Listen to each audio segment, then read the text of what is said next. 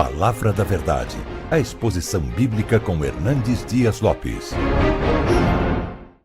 Hoje eu quero conversar com vocês sobre um livro da Bíblia, um livro poético, mas um livro complexo, que tem uma mensagem extremamente oportuna para o meu e para o seu coração. E a minha oração é que a história deste livro, que a história desse personagem, nos encoraje, nos abençoe, nos fortaleça. Por isso eu quero convidar você para abrir sua Bíblia comigo no livro de Jó, no capítulo 1. Jó, capítulo 1. Nós vamos ler dos versos 6 a 12. Jó, capítulo 1, 6 a 12.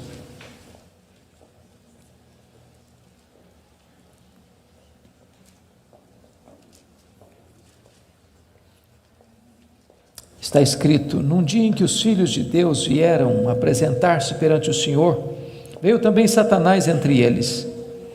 Então perguntou o Senhor a Satanás: de onde vens? Satanás respondeu ao Senhor e disse: de rodear a terra e passear por ela. Perguntou ainda o Senhor a Satanás: observaste o meu servo Jó? Porque ninguém é na terra semelhante a ele, o homem íntegro e reto, temente a Deus e que se desvia do mal. Então respondeu Satanás ao Senhor: porventura Jó debalde ou inutilmente teme a Deus? Acaso não cercaste com sebe a ele, a sua casa e a tudo quanto tem? A obra de suas mãos abençoaste, os seus bens se multiplicaram na terra. Estende, porém, a tua mão e toca-lhe em tudo quanto tem, e verás se não blasfema contra ti na tua face. Disse o Senhor a Satanás: eis que tudo quanto ele tem está em teu poder, somente contra ele não estendas a tua mão. E Satanás saiu da presença do Senhor. Agora capítulo 2, versos de 1 a 6. Num dia em que os filhos de Deus vieram apresentar-se perante o Senhor, veio também Satanás entre eles apresentar-se perante o Senhor. Então o Senhor disse a Satanás: de onde vens? Respondeu Satanás ao Senhor e disse: de rodear a terra e passear por ela. Perguntou o Senhor a Satanás: observaste o meu servo Jó? Porque ninguém é na terra semelhante a ele, homem íntegro e reto, temente a Deus e que se desvia do mal. Ele conserva a sua integridade, embora me incitasses contra ele para o consumir sem causa. Então Satanás respondeu ao Senhor: pele por pele, tudo que o homem tem dará pela sua vida. Estende, porém, a tua mão e toca-lhe nos ossos e na carne, e verás se não blasfema contra ti na tua face. Disse o Senhor a Satanás: eis que ele está em teu poder, mas poupa-lhe a vida.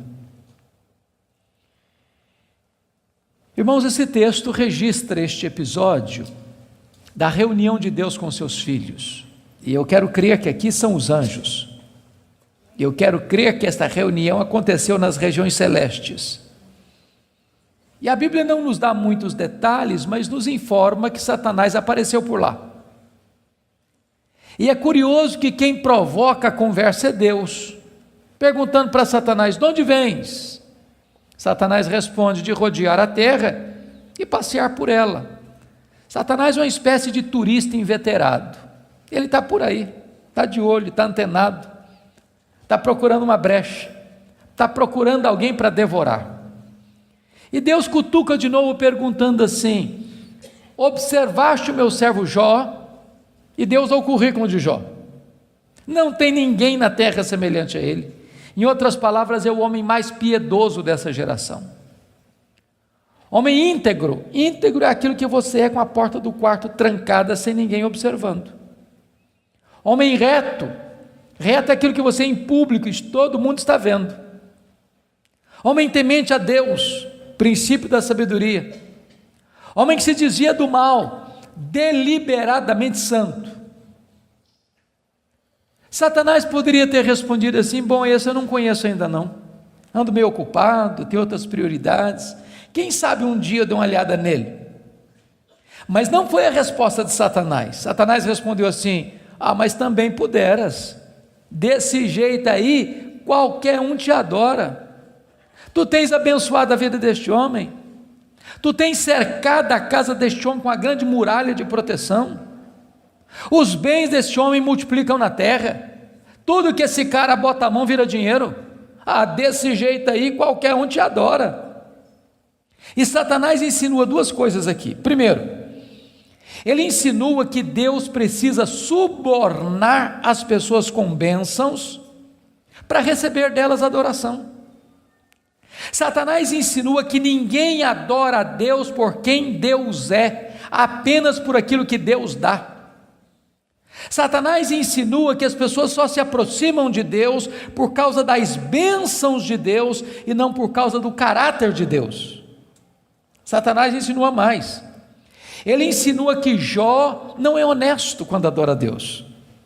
Ele insinua que Jó descobriu que religião é uma grande sacada, que esse negócio de religião dá lucro, que o vetor que move Jó em direção a Deus é o lucro. Mas se Deus tirar de Jó o que o próprio Deus deu para Jó, esse Jó blasfema, em vez de adorar. A grande pergunta é: o que é que um homem tem? Um homem tem família, um homem tem bens.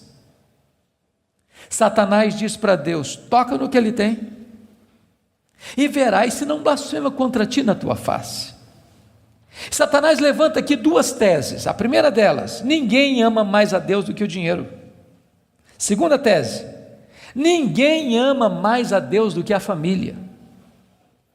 Sem que Jó soubesse, Deus constitui Jó em seu advogado na terra e coloca nas mãos de Jó a defesa da sua reputação e diz para Satanás: pode tocar no que ele tem, só não podes tocar na sua vida.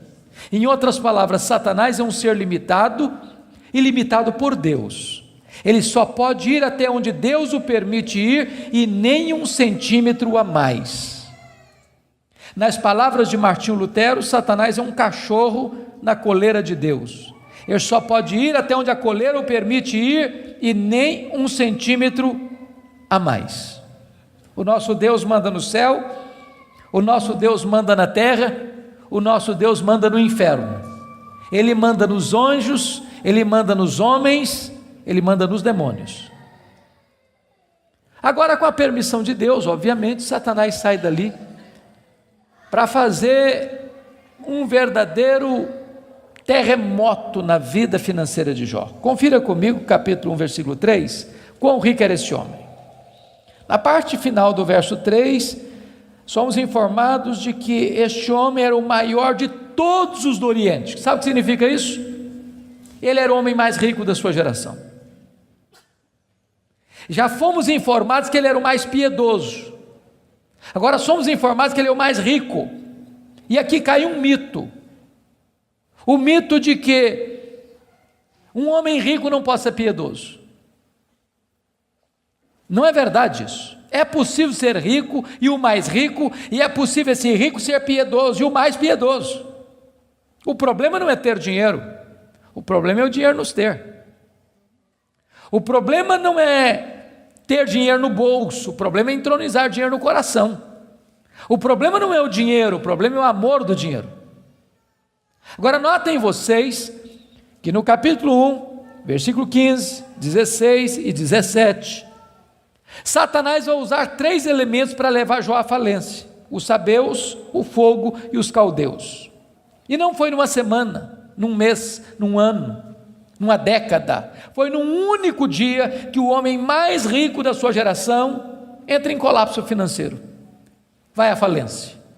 Ora, você e eu conhecemos gente que por muito menos blasfema contra Deus, por muito menos levanta os punhos contra os céus, por muito menos dá um tiro na cabeça. A pergunta é: será que a tese de Satanás era verdadeira? Será que ninguém ama mais a Deus do que o dinheiro? Será que Jó blasfemaria contra Deus? A resposta está no versículo 21 do capítulo 1. Quando Jó recebe a notícia de que ele está falido, ele diz assim: nu saí do ventre da minha mãe, nu eu voltarei. Sabe o que ele está dizendo? eu não trouxe nada para o mundo, eu não vou levar nada do mundo, portanto o que eu ganhei entre o berço e a sepultura não é a razão da minha vida. Ele derrota a primeira tese de Satanás, ele prova que ele ama mais a Deus que o dinheiro, ele prova que ele serve a Deus, não por aquilo que Deus dá, mas por quem Deus é. Mas agora vem a segunda tese: ninguém ama mais a Deus do que a família. Vocês concordam comigo certamente, e quem tem mais de 2 filhos aqui, sabem disso, ou 2 filhos, a partir de 2 filhos, os filhos não são naturalmente unidos, não são. Quando você vê uma família unida, os filhos unidos, pode saber, por trás tem um pai, tem uma mãe que acompanha, que orienta, que aconselha, que intercede, que exorta, que costura essa unidade. Agora, quando tem dinheiro é mais complicado ainda, porque dinheiro não tem liga, dinheiro não tem amálgama. Se você perceber no capítulo 1, versículo 2, Jó tinha 7 filhos e 3 filhas. E você nota que os filhos de Jó eram unidos, caminhavam juntos, celebravam juntos, festejavam juntos. Mas por que esses filhos são unidos? Capítulo 1, versículo 5 responde: porque Jó era um pai que orava pelos filhos, já era um pai que chamava os filhos para exortá-los, já era um pai que levantava sacrifícios em favor dos seus filhos. Ele estava preocupado com a salvação deles, com a santificação deles, com a piedade deles, e a preocupação de Jó não era apenas com a reputação dos filhos, que eles pecassem contra Deus no seu coração. Jó estava mais preocupado com a glória de Deus do que com a reputação dos filhos. Mas agora, com a permissão de Deus, não foi um dia, uma semana depois, um mês depois, um ano depois, nem uma década depois, foi no mesmo dia da tragédia financeira, que Jó recebe o mais amargo recado: seus 10 filhos morreram num único acidente. Agora pense comigo, o que é um homem, o que é um pai, o que é uma mãe, levar para o cemitério todos os seus filhos num único dia. Como é que ele volta de lá? Como é que ele recomeça a vida? Como é que ele se ergue do luto? Como é que ele escreve dali para frente o seu futuro? Será que Jó blasfemaria contra Deus? Será que de fato ninguém ama mais a Deus do que a família? Será que a tese de Satanás era verdadeira? A resposta está no capítulo 1, versículo 20. Quando Jó recebe a notícia dessa tragédia, diz a Bíblia que ele rasga o seu manto, que ele raspa a cabeça, que ele se prostra, que ele adora, e ele diz: o Senhor Deus deu, o Senhor Deus tomou, bendito seja o nome do Senhor.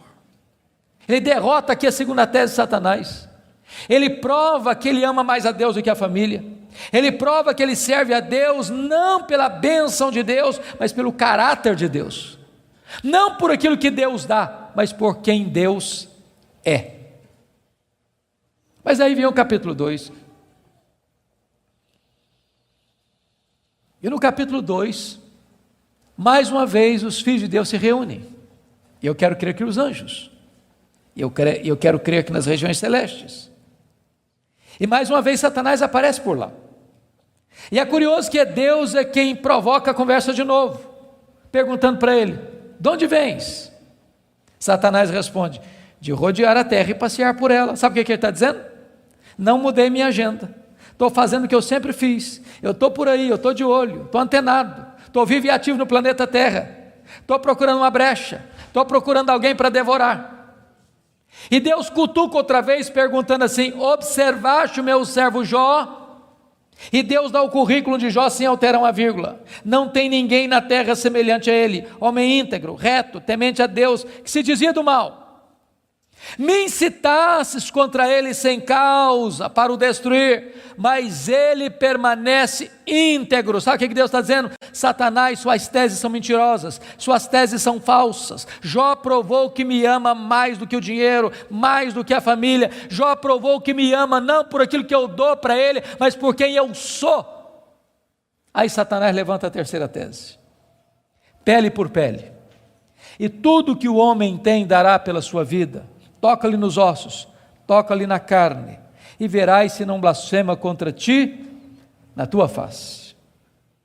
A terceira tese de Satanás é essa: ninguém ama mais a Deus do que a si mesmo. Sem que Jó soubesse, Deus constitui Jó em seu advogado na terra e coloca nas mãos de Jó a defesa da sua reputação e diz para Satanás: pode tocar nos ossos dele, pode tocar na carne dele, só não podes tirar a vida dele. Satanás é um ser limitado e limitado por Deus. Ele só pode ir até onde Deus o permite ir e nem um centímetro a mais. Mas com a permissão de Deus, Satanás sai dali para colocar uma doença maligna em Jó, ferida do alto da cabeça à planta dos pés. E eu imagino essa cena. Jó está falido, Jó está enlutado, e agora o seu corpo começa a ficar chagado. Feridas vão arrebentando por todo o seu corpo. Seu corpo fica cheio de pus, sua pele vai ficando necrosada, ele vai ficando mal cheiroso, ele é uma chaga viva, ele é um aborto vivo.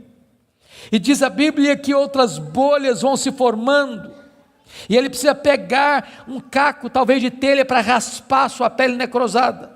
Bolhas vão se formando, e ele tem que morder nessas bolhas para tentar aliviar a sua dor.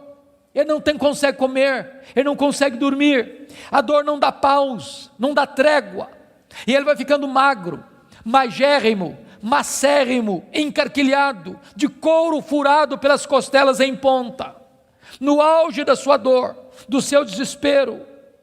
A sua mulher olha para ele, um espectro humano, uma chaga viva, se revolta contra Deus e diz: ainda conservas a tua integridade, Jó? Amaldiçoa o teu Deus e morre. Deus não é digno de ser adorado no sofrimento. Acaba com isso, tenha hombridade e coragem de dar cabo da sua vida. E Jó responde para ela no capítulo 2, verso 10: tu falas como uma louca. Nós temos recebido o bem de Deus, não receberíamos também o mal? Em tudo isso, diz o texto, Jó não pecou contra Deus com os seus lábios. Ele derrota aqui a terceira tese de Satanás. Ele provou que amava mais a Deus do que a si mesmo. Ele provou que ele servia a Deus não por aquilo que Deus dá, mas por quem Deus é. Mas confira comigo capítulo 2, versículo 11. Aí vieram os amigos. Ele faz Bildade e Zofar. Combinaram ir juntamente com o doer-se de Jó, para consolá-lo. Diz o verso 12 que eles levantaram de longe os olhos, não reconheceram Jó. Eles ergueram a voz e choraram, cada um rasgou o seu manto, lançou pó sobre a cabeça. Sentaram-se com Jó na terra 7 dias e 7 noites. Nenhum lhe dizia palavra alguma, pois viam que a dor de Jó era muito grande. E eu quero fazer uma pergunta para você. Esses homens eram amigos de Jó? Esses homens eram amigos de Jó? É claro que eram. É claro que eram. Qual foi o problema desses homens? O problema desses homens é que num dado momento eles começaram, entre aspas, a fazer teologia. Eles começaram a lucubrar. Eles começaram a desenvolver uma espécie de lógica simples. E a lógica deles era essa: toda causa tem um efeito e todo efeito tem uma causa. Eles pensaram, para Jó estar sofrendo, ele deve ter feito coisa errada. Mas para ele estar sofrendo muito, ele deve ter feito muita coisa errada. Mas eles não só pensaram, eles falaram. Mas eles não só falaram, eles falaram para Jó. E eles assacaram contra Jó os mais pesados libelos acusatórios. Chamaram Jó de adúltero, chamaram Jó de ladrão, chamaram Jó de louco. Falaram para Jó que Deus havia matado os filhos dele por causa da loucura dele. Falaram para Jó que ele tinha ficado rico porque tinha roubado os órfãos e as viúvas. E eles foram massacrando Jó. E eles foram cravejando Jó com as suas setas mais venenosas.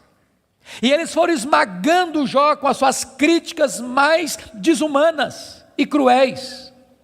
Eles foram passando Jó debaixo do rolo compressor da impiedade. O que é que Jó fez? O que você e eu faríamos? Ele começa a perguntar assim para Deus: por que, meu Deus? Mas por que eu estou sofrendo? Mas por que a minha dor não cessa? Mas por que os meus filhos morreram? Mas por que eu não morri no ventre da minha mãe? Mas por que eu não morri ao nascer? Mas por que os seios da minha mãe não estavam murchos de leite para eu morrer de fome? Mas por que o Senhor não me mata de uma vez? Ele levantou os céus 16 vezes esta mesma pergunta: por quê? Por quê? Por quê? Por quê? Ele levantou aos céus 34 queixas contra Deus. Sabe qual foi a resposta de Deus para ele? O total silêncio. Nenhuma palavra, nenhuma explicação, nenhuma luz no fim do túnel, nenhum sinal do seu favor. E eu posso garantir a vocês que pior do que sofrer é sofrer sem explicação. O silêncio de Deus grita mais alto nos nossos ouvidos do que o barulho mais ruidoso das circunstâncias mais adversas. Se vocês não estão notando, Jó está sendo golpeado por todos os lados. Ele está sendo encurralado, emparedado, entrincheirado por circunstâncias medonhas. Ele está sendo golpeado nas 5 áreas mais importantes da vida. Por exemplo, área financeira. O homem mais rico vai à falência. Segundo, a saúde. Um homem saudável vira uma chaga aberta. Terceiro, o casamento. Na hora que esse cara mais precisava do apoio da mulher dele, ela disse assim para ele: morre, homem, mas morre logo. Chega, para com isso, morre. Quarta área, os filhos. Irmãos, não é natural pai enterrar filhos. Não é natural. Não é natural. Um dia um médico que acabara de sepultar o seu filho caçula, disse para mim com lágrimas nos olhos: pastor, eu não aceito isso, o meu filho ter furado a fila. Isso não é natural. Quinta área que Jó está sendo golpeado: as amizades. Aqueles que vieram para serem consoladores e aplicarem um azeite terapêutico do refrigério, aplicam-lhe o vinagre das críticas mais amargas. Esse homem está sendo golpeado por todos os lados. Esse homem, na verdade, está no fundo de um poço. Não tem mais nada para perder. Mas quando você está no fundo de um poço, só tem uma direção para olhar: é para cima. É para o alto, é para Deus. E quando ele olhou para cima, ele arranca do peito um brado de esperança e diz assim: mas uma coisa eu sei, é que o meu Redentor vive, e por fim revestir este meu corpo de pele, eu verei o meu Redentor. Quando ele dá esse brado de esperança, daqui a pouco Deus rompe o silêncio, e Deus começa a falar com ele. Mas quando Deus rompe o silêncio, Deus não responde nenhuma das 16 perguntas de Jó. Quando Deus rompe o silêncio, Deus não responde nenhuma das 34 queixas de Jó. Quando Deus rompe o silêncio, Deus faz 70 perguntas para Jó. Todas perguntas retóricas, todas perguntas que não têm uma resposta. Deus pergunta para Jó assim: ô Jó, onde você estava quando eu lançava os fundamentos da terra? Ô Jó, onde você estava quando eu espalhava as estrelas no firmamento? Ô Jó, onde você estava quando eu cercava as águas do mar para elas não invadirem a terra? Ô Jó, me explica aí, onde fica o reservatório do vento? Me explica, Jó, como é que eu formo a geada?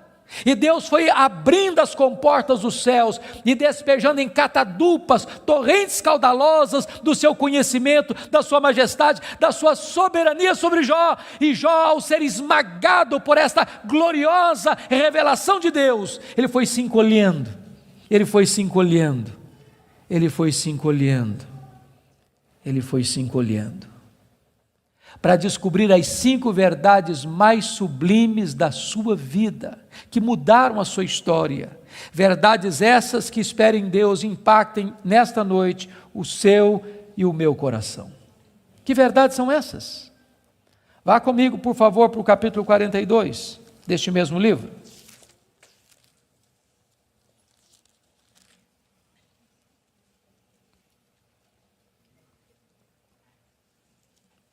A primeira verdade que mudou a história de Jó, irmãos, está aqui no capítulo 42, versículo 1 e versículo 2. Então respondeu Jó ao Senhor: bem sei que tudo podes. Primeira coisa que ele descobre é a onipotência de Deus. Deixa eu dizer uma coisa para você maravilhosa. Você e eu temos impossibilidades intransponíveis. Intransponíveis. Eu gosto muito de ler. Procuro visitar uma livraria pelo menos uma vez por semana, para ver o que está saindo. Você sabe que no Brasil e no mundo, os dois tipos de livros que mais são publicados, primeiro são livros de autoajuda. Depois, livros que ensinam você a ficar rico rápido. São os livros que mais são publicados. Toda semana tem livro novo nessa área. E esses livros dizem assim para você: você tem a força, você é capaz, você tem o poder, você é um gigante, há poder nas suas palavras, basta você fazer cócega no seu interior e levantar-se-á daí um gigante. Sabe o que a Bíblia diz? Exatamente o contrário disso. A Bíblia diz que você e eu somos fracos, mas muito fracos. Por exemplo, nós temos fraquezas físicas. Ô, gente, gostando ou não, querendo ou não, o tempo vai esculpindo algumas rugas no nosso rosto, indisfarçáveis. De vez em quando um cosmético ajuda. Daqui a pouco uma cirurgia plástica dá uma boa melhorada. Mas chega uma hora que nem Pitangui e a sua equipe dão mais jeito. As pernas ficam bambas, os joelhos trôpegos, as mãos descaídas, os olhos embaçados, e diz os entendidos que cada fio de cabelo branco que brota na sua cabeça é a morte chamando você para um duelo. E eu acho até um exército acampado ao meu redor. Nós temos fraquezas físicas. Nós temos fraquezas emocionais, irmãos. Quantas vezes você e eu, nas noites mais tenebrosas da nossa alma, já gememos, já choramos, desesperados, dizendo: meu Deus, eu não aguento mais, eu não aguento mais. Temos fraquezas emocionais. Nós temos fraquezas morais. Quantas vezes você já orou a Deus com sinceridade de coração, dizendo: Deus, eu não quero mais cometer esse erro, Deus, eu não quero mais transgredir e cair nesse mesmo pecado, Deus, eu não quero mais reincidir nesse erro, e daqui a pouco você se flagra cometendo o mesmo erro, o mesmo pecado. Não é porque faltou para você sinceridade, não, faltou para você poder. Temos fraquezas morais. Nós temos fraquezas espirituais. Nós somos um ser ambíguo, nós somos um ser contraditório, nós somos um ser paradoxal. Há uma esquizofrenia enfiada dentro de nós. O bem que nós queremos fazer, nós não o fazemos. O mal que não queremos, esse praticamos. Somos fracos. Mas é tão bom você saber que o seu Deus tudo pode. Não há impossíveis para Ele, não há doença incurável para Ele, não há vida irrecuperável para Ele, não há casamento sem solução para Ele, não há causa perdida para Ele. Ele pode tudo quanto Ele quer, Ele é o todo-poderoso Deus. A grande pergunta, portanto, é esta: quem é o seu Deus? Quão grande é o seu Deus? Quão majestoso é o seu Deus? A W. Tozer, um dos mais importantes escritores do século passado, ele diz que o maior problema da igreja é que ela passa a maior parte do tempo tomando o seu próprio pulso e olhando para o seu próprio umbigo.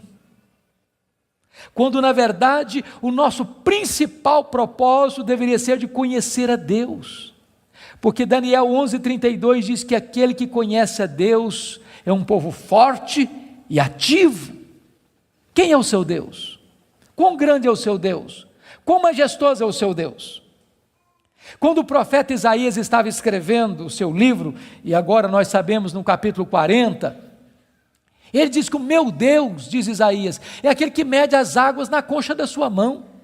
Pense comigo no Pacífico, no Atlântico, no Índico, no Mediterrâneo, nos rios, nos mares. Deus mede as águas na concha da sua mão. Vá ao Atlântico, tente esvaziá-lo com um baldinho, veja quanto tempo você vai levar. Diz: o meu Deus é aquele que pesa o pó das montanhas em balança de precisão, como se estivesse pesando partículas de ouro. Ele diz: o meu Deus, ele mede os céus a palmos. Ele diz: o meu Deus espalha as estrelas no firmamento, e por ser forte em força e grande em poder, quando as chama, nenhuma delas vem a faltar. Agora pergunte para um astrônomo, qual é o tamanho desse universo que Deus mediu a palmos? Sabe qual é a resposta dele? Eu não sei. Mas você sabe. Você sabe. Você sabe que o universo não é infinito, porque a infinitude é um atributo exclusivo de Deus. Mas os astrônomos afirmam que o nosso universo tem mais de 93 bilhões de anos-luz de diâmetro. O que significa isso? Significa que se você pudesse voar à velocidade da luz, 300 mil quilômetros por segundo, nessa velocidade você demoraria mais de 93 bilhões de anos para ir de uma extremidade à outra do universo. Pois Deus criou tudo isso, Ele é maior do que tudo isso, Ele é seu Pai, e Ele está dizendo, Ele tudo pode. Pergunte a um astrônomo quantas estrelas existem. Sabe qual é a resposta dele? Eu não sei. Mas eles afirmam categórica e insofismavelmente que há mais estrelas no universo do que grãos de areia em todas as praias e desertos do nosso planeta. Vá um dia à praia, encha a concha da sua mão de areia, leve para casa, bote numa tábua de vidro e conte quantos grãos de areia você consegue colocar na concha da sua mão. Há mais grãos de areia, há mais estrelas no firmamento que todos os grãos de areia de todas as praias e desertos do nosso planeta. Deus não apenas criou todas elas, Deus conhece cada uma delas pelo nome. E por ser forte em força e grande em poder, quando as chama, nenhuma delas vem a faltar. Este é o seu Deus, Ele tudo pode. Mas não é apenas o macro-universo que nos impressiona, não, o micro também. Se você for hoje na sua casa, lá no quintal ou na varanda que tem uma planta, tire lá uma folha, por mais tenra e delgada que ela seja, ela é tão complexa quanto a região metropolitana da Grande Campinas. Chegue em casa hoje, vá na geladeira, pega um ovo, quebre numa frigideira. Aquela gema é mais complexa do que qualquer máquina que o homem jamais inventou. Dr. John Wilson, que é uma das maiores autoridades em oftalmologia no mundo, disse que há em cada um dos nossos olhos em torno de 2 milhões de fios duplos encapados, e se não for assim haveria um curto-circuito e nós ficaríamos cegos.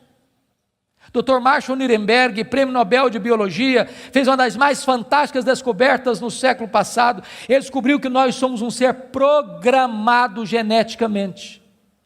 Ele descobriu que nós somos um ser computadorizadamente, geneticamente.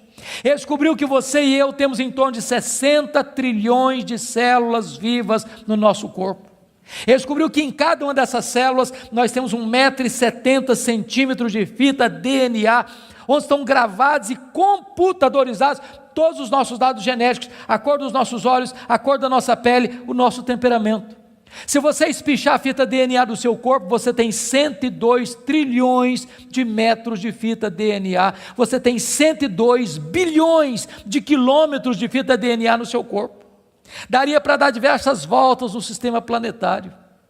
Dr. Louis vai dizer que códigos de vida não se originam espontaneamente. Códigos de vida não se originam de uma explosão de milhões, de uma explosão, a mega explosão cósmica. Códigos de vida não se originam de uma evolução de milhões e milhões de anos. Códigos de vida foram plantados em você pelo Deus Todo-Poderoso, Criador dos céus e da terra. Ele tudo pode. Deixa eu ilustrar isso para você. Um pai caminhava pela rua com seu filho de 4 anos. Eu acho que todos vocês concordam comigo que as crianças parece que fizeram um curso de pós-doutorado em perguntas difíceis.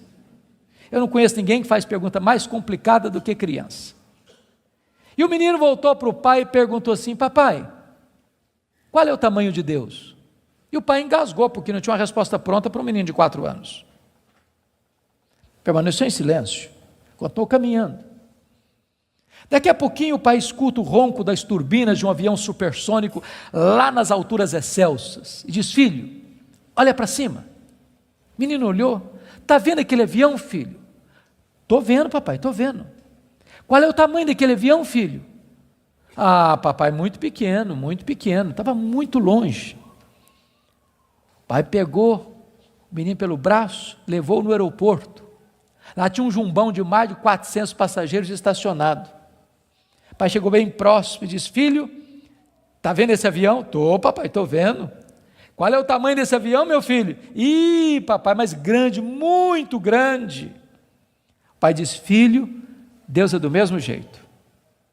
Quando você está longe de Deus, meu filho, Deus parece pequeno para você. Aí seus problemas ficam enormes. Mas quando você está perto de Deus, meu filho, Deus é grande para você. Aí os seus problemas ficam pequenos. Agora eu sei que tudo podes. A segunda verdade que mudou a vida de Jó está aí no versículo 2. E nenhum dos teus planos pode ser frustrado. Irmãos, não tem acaso, não tem sorte, não tem azar, não tem determinismo, não tem feitiço, não tem esse negócio de olho gordo. Você não precisa ter medo de sexta-feira 13. Você sabe que a mão de Deus dirige o seu destino. Nem um fio de cabelo da sua cabeça pode ser tocado sem que Deus saiba, sem que Deus permita, sem que Deus tenha um propósito. Quando você entende que Deus governa o universo, que Deus governa até uma folha que cai no outono, que nenhum pássaro, nenhum pardal pode cair ao chão sem que Deus saiba e permita, você vai entender que você não é uma lasca de lenha jogada no mar da vida, empurrado de um lado para o outro ao sabor das circunstâncias. A sua vida está nas mãos daquele que está assentado na sala de comando do universo. Ele está no controle. Não há acaso, não há azar, ele dirige o seu destino. Você pode dizer como Paulo: sabemos que todas as coisas cooperam para o bem daqueles que amam a Deus, daqueles que são chamados segundo o seu propósito. A terceira verdade que mudou a vida de Jó está aí no versículo 3, confira comigo. Ele diz assim: na verdade eu falei do que eu não entendia, coisas maravilhosas demais para mim. Ele reconhece a limitação do seu conhecimento. Mas para você entender isso aqui, eu lhe daria um conselho, se é que posso. Tira um sábado, tira um feriado, dá uma lida em Jó numa sentada só. Você vai descobrir coisa maravilhosa. Você vai descobrir que Jó, ao longo do livro, fez 3 coisas. Ele perguntou, ele se queixou e ele se defendeu. 3 coisas que ele fez. E você sabe disso, quando ele está machucado, quando ele está ferido, quando a gente está se sentindo injustiçado, sabe o que a gente faz? A gente fala, se defende, e às vezes quando a gente está sofrido demais, machucado demais, doído demais, a gente fala muita coisa sem entender. Quando Deus despeja a glória dele em cima de Jó, Jó bota a mão na boca e diz: meu Deus, quanta coisa que eu falei sem entender. Sabe o que eu aprendo com isso? Quando você encontrar alguém que parece sabichão demais, que sabe demais, que fica arrotando em cima de você conhecimento demais, você está perto de uma pessoa que sabe quase nada. que quem sabe, sabe que não sabe. Quanto mais você sabe que você não sabe, porque o que você não sabe é muito mais do que o que você sabe. Portanto, quem sabe, não estufa o peito, não fica empavonado. Não dá para ficar na presença do Todo-Poderoso Deus com soberba, com altivez, com arrogância. Jó começa a entender que Deus é Deus e Ele é homem. A quarta verdade que mudou a vida de Jó está no versículo 5, confira comigo. Ele reconhece o seu limitado conhecimento de Deus e diz assim: eu te conheci só de ouvir, mas agora os meus olhos te veem. Eu não sei se vocês entram em crise com esse versículo, eu entro. Sabe por que eu entro em crise com esse versículo? Porque eu não consigo conciliar 42:5 com 1:8.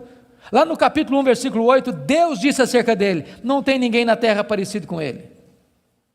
Homem íntegro, reto, temente a Deus, que se desvia do mal. Aqui não é bajulação de um amigo rasgador de seda. Quem está falando isso acerca de Jó é Deus. É Deus quem está dizendo que esse cara é o homem mais piedoso da sua geração. E Deus não tem uma opinião a nosso respeito, Deus tem um diagnóstico. Agora, como é que esse homem que Deus diz que é o cara mais piedoso da sua geração, vem me fazer uma confissão dessa? Ah, Deus, eu te conheci só de ouvir, mas agora os meus olhos te veem. Parece contraditório. Mas para explicar isso, deixe-me fazer uma outra pergunta. Você conhece a Deus? Você conhece a Deus? Quanto você conhece? Quanto? Quanto você conhece a Deus? Deixa eu ilustrar. Havia um cidadão que nunca tinha visto o mar. Um dia ele fez uma viagem para o litoral e quando ele viu o mar, ele exclamou de toda a sua alma: agora eu conheço o mar. Aproxima-se dele um marujo, com a pele tostada de sol e sal, por viver nas procelas do mar, e disse assim: eu também conheço o mar. Qual a diferença entre eles? Você conhece a Deus? Quanto você conhece a Deus? Por exemplo, João 17,3 diz assim: e a vida eterna é esta, conhecer a Deus e a Jesus Cristo a quem enviaste. Sabe o que é a essência da vida eterna? É conhecer a Deus. Sabe o que você vai fazer no céu depois que você tiver 1000 anos lá na glória? Você vai estar conhecendo a Deus. Sabe o que você vai estar fazendo no céu depois que você tiver 1 milhão de anos lá na glória? Você vai estar conhecendo a Deus. Sabe o que você vai estar fazendo no céu depois que você tiver 1 bilhão de anos lá na glória? Você vai estar conhecendo a Deus. Nem toda a eternidade será suficiente para você esgotar o conhecimento de Deus, porque Deus é inesgotável em seu ser. Às vezes a gente pensa que o céu vai ser monótono. Há poucos dias um adolescente se aproximou de mim e disse assim: pastor, eu não quero ir para o céu não. Eu falei: você está ficando maluca, menina? Não, não quero ir não. Eu falei: mas então me explica esse negócio aí, ué. Ela me diz: ah, pastor, a ideia de céu que eu tenho é que eu vou estar sentado numa nuvem branca, com a harpa na mão, cantando. Ah, não aguento essa vida inteira não. Ah, não, eu quero coisa diferente para a minha vida. Deixa eu dizer para você, o céu é dinâmico. Nós vamos conhecer a Deus, nós vamos amar a Deus, nós vamos fruir a Deus, nós vamos glorificar a Deus. E se você não gosta de trabalhar, você está encrencado, porque nós vamos servir a Deus. Agora pense comigo nessa tese. Parece-me que foi Albert Einstein quem disse isso.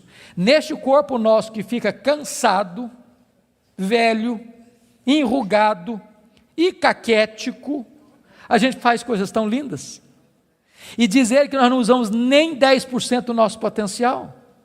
Agora pense comigo um corpo 100% turbinado pela glória de Deus, imortal, incorruptível, poderoso, glorioso, espiritual, celestial, semelhante ao corpo da glória do Senhor Jesus. O que não vão poder fazer?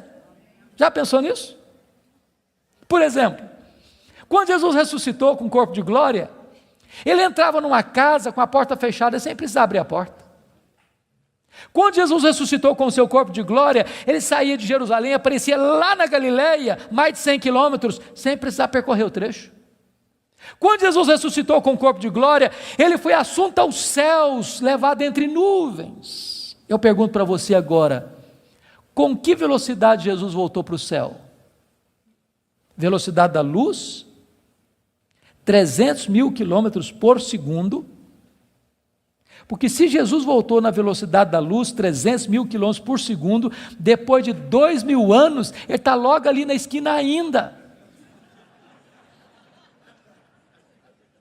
Eu pergunto para você, com que velocidade um anjo vem do céu à terra? Com que velocidade? A Bíblia diz que lá no Getsêmani, Jesus disse para Pedro assim, bota essa espada na bainha aí, se eu precisasse de ajuda, eu rogaria ao Pai, ele me mandaria mais de 12 legiões de anjos. Quantos são 12 legiões de anjos? 72 mil anjos. Com que velocidade eles viriam? No estalar de dedos. O que significa isso?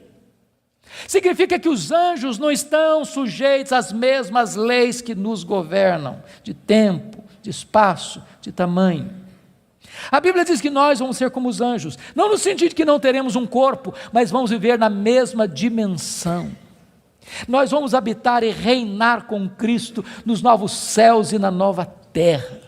Vamos servir a Ele, vamos trabalhar para Ele, vamos glorificar a Ele, vamos conhecê-lo, e jamais chegará um dia na eternidade que a gente possa dizer assim, agora eu conheço tudo a respeito de Deus, não tem mais nada para conhecer, porque esse dia jamais chegará, porque Deus é inesgotável em seu ser. Agora eu entendo Jó, sabe o que o Jó está dizendo? Deus, eu só estou arranhando a superfície, só arranhando a superfície, tem mais, tem muito mais, tem infinitamente mais. Agora eu entendo o profeta, conheçamos e prossigamos em conhecer o Senhor. Mas a última verdade que mudou a vida de Jó está no versículo 6, confira comigo. Ele diz assim, por isso eu me abomino e eu me arrependo no pó e nas cinzas. Ele reconheceu a enormidade do seu pecado. E aqui eu entro em crise de novo. Porque essa confissão aqui cabe bem na boca de um ladrão, de um assassino, de um adúltero, de um corrupto. Mas não cabe na boca do camarada que o próprio Deus diz que ele é o mais piedoso da sua geração. Eu me abomino. E eu me arrependo no pó e na cinza. Como é que você vai entender isso? A grande questão aqui é a seguinte, irmãos, as pessoas que mais sofrem e lamentam os seus pecados não são as pessoas que mais pecam. As pessoas que mais choram, lamentam e confessam os seus pecados são as pessoas que mais perto de Deus andam. Quem anda longe de Deus nem consciência de pecado tem. Eu estava pregando final do ano passado no Hospital Cruz Azul em São Paulo. E a Eleni Vassão, que é capelã, me disse, nós lidamos com uma situação muito triste, agora recente. Eu perguntei, o que foi, Eleni? O que aconteceu? Ela me disse que chega no hospital uma moça, com seus pais, com hemorragia muito severa. E quando o médico foi examinar aquela moça, o médico disse, essa menina acabou de ter um bebê. Essa moça acabou de ter um bebê. E a moça protestou, falou, não, o senhor está enganado, eu não estava grávida não. Os pais disseram, não, essa moça não estava grávida. E o médico radicalizou, pois essa moça acabou de ter um bebê. E a família inteira negou. E o médico radicalizou de novo, tragam-me o bebê, senão eu denuncio o fato à polícia. Daqui meia hora, chegou um bebê, morto, numa caixa de isopor. E Helene disse, pastor, nenhum sintoma de culpa, nem nos pais, nem na moça, nenhum sofrimento.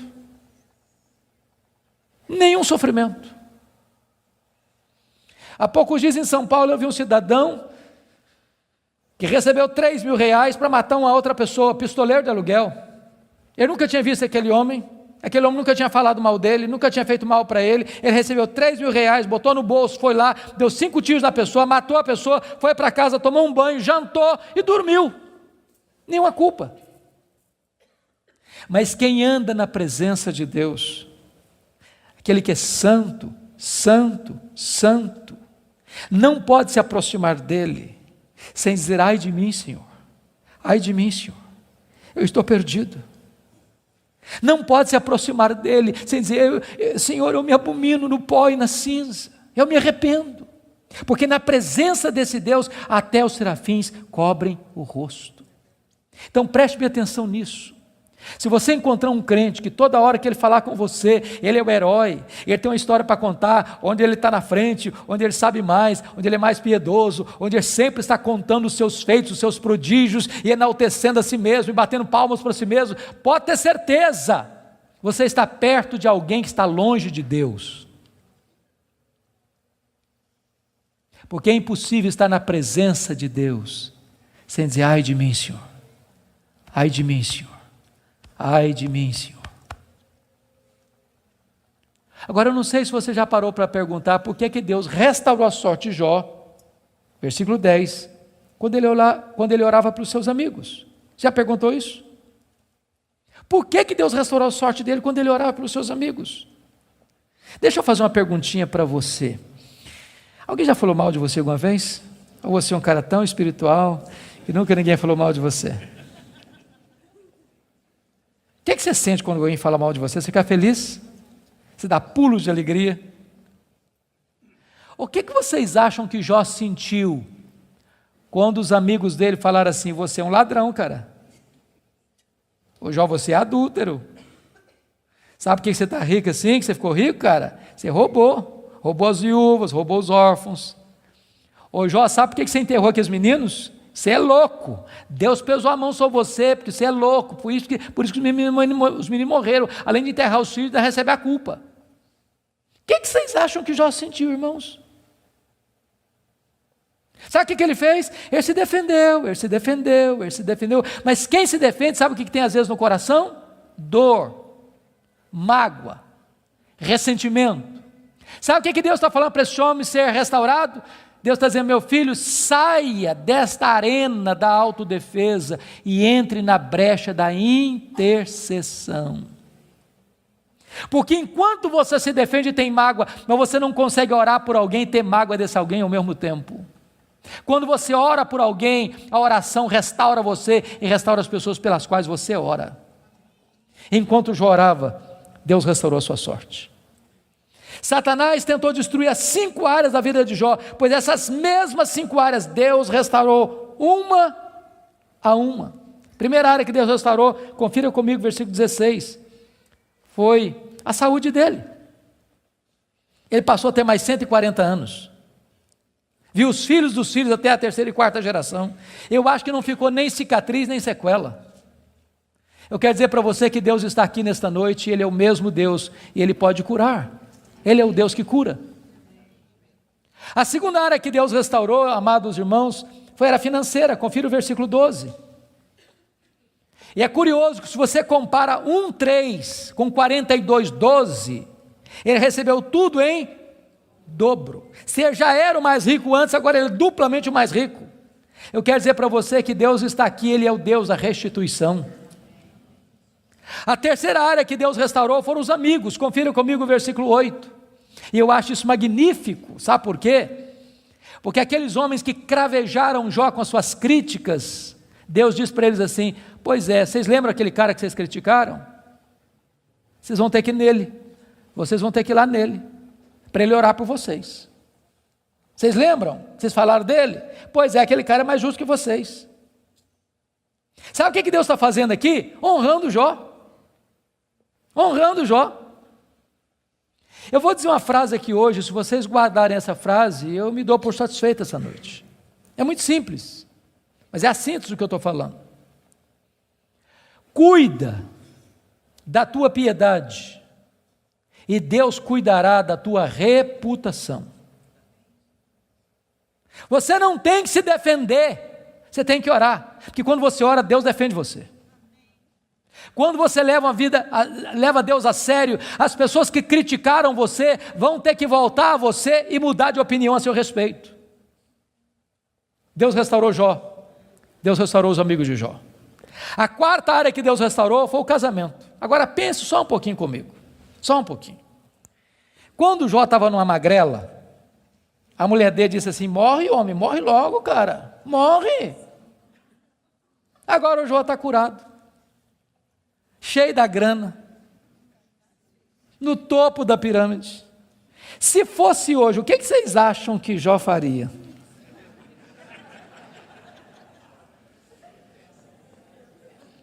Eu acho que ele ia dizer assim, você queria que eu morresse, né? A fila andou, minha filha. Estou noutra. Irmãos queridos, Deus não faz a obra pela metade. Deus curou o coração da mulher dele, Deus curou o coração dele, Deus restaurou o casamento deles. Há poucos dias, chegou uma mulher para mim e disse assim, pastor, eu estou me divorciando. Eu tomei um susto, falei, mas divorciando? Falei, estou me divorciando. E eu perguntei, mas por quê? Ela olhou fundo nos meus olhos e disse, pastor, secou. Está claro? Vou para você botar a legenda. E eu falei, secou, filha? Secou. Falei, então tem esperança. Mas como tem esperança? Minha filha, você não leu na Bíblia lá que a vara seca de Arão floresceu? Pois Deus faz o que está seco florescer. Ela falou, pastor, o senhor está meio bruto, o senhor não me entende não, o senhor não compreende a minha linguagem, não, eu estou falando do senhor que morreu. Está claro agora? Morreu. Eu falei, morreu, filha? Morreu, sim, senhor. Falei, então tem esperança? Ué, você não já leu na Bíblia que Jesus ressuscita os mortos? Pois Jesus ressuscita esse sentimento que está morto aí, ué. Pastor, o senhor está ficando biruto, o senhor não está me entendendo não, eu estou falando para o senhor que acabou, está claro agora, acabou. Falei, acabou, filha? Ué, então tem esperança? Ué, você não leu na Bíblia lá que Deus chama a existência as coisas que não existem? Deus pode chamar a existência o que não tem aí, ué. Você não vai divorciar essa semana não, nós vamos orar uma semana, daqui a semana você volta aqui. Passou uma semana, ela voltou. Falei, pastor, acabou a vontade de divorciar. Deus está mudando meu coração, estou animado e nós vamos continuar juntos. Deixa eu dizer uma coisa para você, Deus está aqui. E Deus é o Deus que restaura casamentos quebrados. Finalmente, a última área que Deus restaurou, com os filhos. Capítulo 1, versículo 2, quantos filhos Jó tinha? 10 filhos. 42, 13, quantos filhos Jó vai ter agora? Quantos? 10. Aí vocês dizem, bom, então não foi tudo em dobro. Porque se ele tinha 10 e Deus deu tudo em dobro, quanto é que devia ter agora? 20. Então não foi tudo em dobro. Como é que a gente entende isso? Deixa eu dizer uma coisa para você, querido. Quando uma ovelha morre, você perde uma ovelha. Mas quando um filho morre, você não perde um filho. Como aquele pai que voltava do cemitério, e o amigo disse, meus sentimentos, eu soube que o senhor perdeu seu filho. Eu disse, não, eu não perdi meu filho. Você perde alguém quando você não sabe onde ele está. Eu sei onde está meu filho, eu sei com quem está meu filho está no céu, meu filho está com Jesus, eu não perdi o meu filho. Jó agora tem 10 filhos na terra, Jó agora tem 10 filhos no céu. Deus restaurou completamente.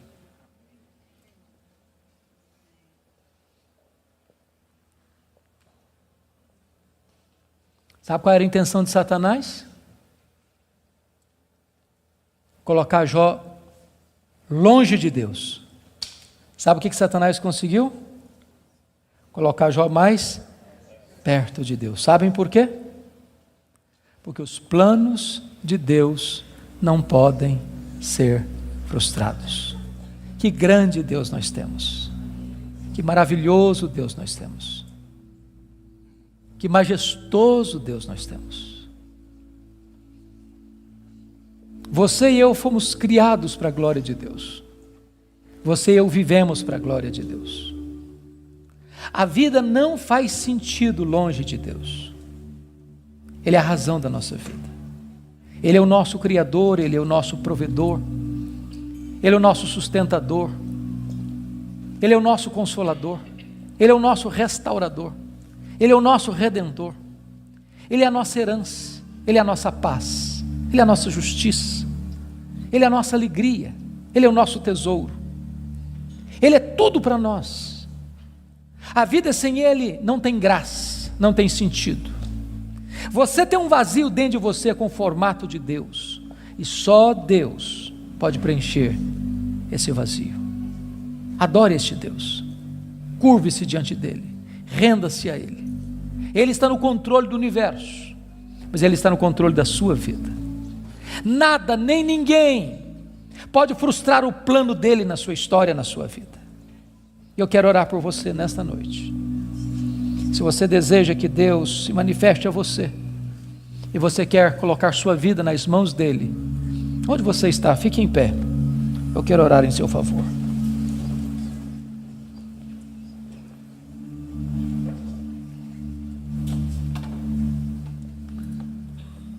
Ó Deus, nós te adoramos nesta noite, porque só Tu és Deus, o Todo-Poderoso Deus, o Deus que não é forjado por mãos humanas, o Deus que não foi criado pela imaginação dos homens, o Deus que é, o Deus eterno, o Deus criador, sustentador da vida, o Deus da nossa salvação. Tu estás aqui neste lugar, ó Deus, e nós te rogamos que Tu sondes os nossos corações, Tu olhes para nós, que Tu nos visites, que Tu nos restaures.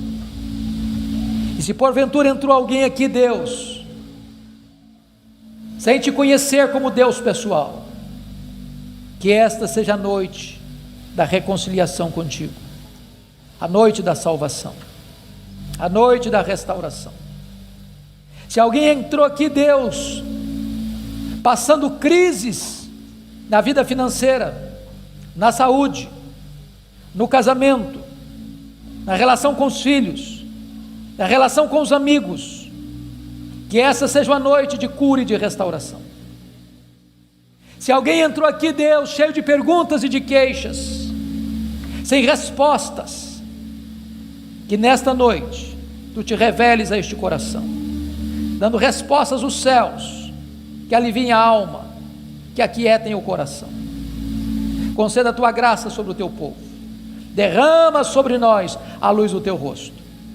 Queremos viver para Te conhecer, para Te honrar, para Te exaltar, para nos deleitarmos em Ti, porque Tu és a fonte de todo o nosso prazer. Glória ao Teu nome, pela Tua palavra, glória ao Teu nome, pela Tua igreja, glória ao Teu nome, pelas famílias aqui presentes, glória ao Teu nome, por esse tempo precioso de culto. Nós Te adoramos, na pessoa do Teu Filho, nosso Redentor. Aleluia. Amém.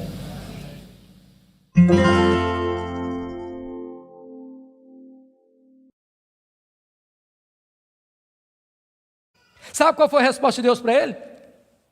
O total silêncio. Nenhuma palavra, nenhuma explicação, nenhuma luz no fim do túnel, nenhum sinal do seu favor. E eu posso garantir a vocês que pior do que sofrer, é sofrer sem explicação. O silêncio de Deus grita mais alto nos nossos ouvidos do que o barulho mais ruidoso das circunstâncias mais adversas. Se vocês não estão notando, Jó está sendo golpeado por todos os lados. Ele está sendo encurralado, emparedado, entrincheirado por circunstâncias medonhas. Ele está sendo golpeado nas 5 áreas mais importantes da vida. Por exemplo, área financeira. O homem mais rico vai à falência. Segundo, a saúde. Um homem saudável vira uma chaga aberta. Terceiro, o casamento. Na hora que esse cara mais precisava do apoio da mulher dele, ela disse assim para ele: morre, homem, mas morre logo. Chega, para com isso, morre. Quarta área, os filhos. Irmãos, não é natural pai enterrar filhos. Não é natural. Não é natural. Um dia um médico que acabara de sepultar o seu filho caçula, disse para mim com lágrimas nos olhos: pastor, eu não aceito isso, o meu filho ter furado a fila. Isso não é natural. Quinta área que Jó está sendo golpeado: as amizades. Aqueles que vieram para serem consoladores e aplicarem um azeite terapêutico do refrigério, aplicam-lhe o vinagre das críticas mais amargas. Esse homem está sendo golpeado por todos os lados. Esse homem, na verdade, está no fundo de um poço. Não tem mais nada para perder. Mas quando você está no fundo de um poço, só tem uma direção para olhar: é para cima, é para o alto, é para Deus. E quando ele olhou para cima, ele arranca do peito um brado de esperança e diz assim: mas uma coisa eu sei, é que o meu Redentor vive, e por fim revestir este meu corpo de pele, eu verei o meu Redentor. Quando ele dá esse brado de esperança, daqui a pouco Deus rompe o silêncio, e Deus começa a falar com ele. Mas quando Deus rompe o silêncio, Deus não responde nenhuma das 16 perguntas de Jó. Quando Deus rompe o silêncio, Deus não responde nenhuma das 34 queixas de Jó. Quando Deus rompe o silêncio, Deus faz 70 perguntas para Jó. Todas perguntas retóricas, todas perguntas que não têm uma resposta. Deus pergunta para Jó assim: ô Jó, onde você estava quando eu lançava os fundamentos da terra? Ô Jó, onde você estava quando eu espalhava as estrelas no firmamento? Ô Jó, onde você estava quando eu cercava as águas do mar para elas não invadirem a terra? Ô Jó, me explica aí, onde fica o reservatório do vento? Me explica, Jó, como é que eu formo a geada?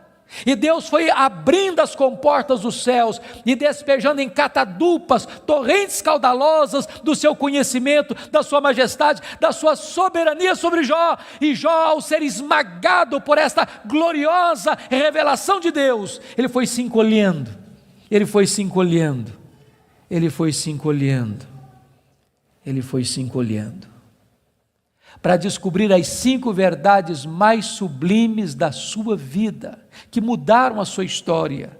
Verdades essas que, espero em Deus, impactem nesta noite o seu e o meu coração. Que verdades são essas? Vá comigo, por favor, para o capítulo 42 deste mesmo livro.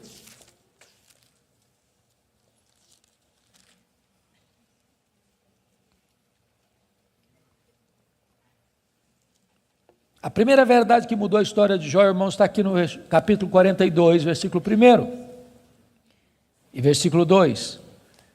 Então respondeu Jó ao Senhor: bem sei que tudo podes.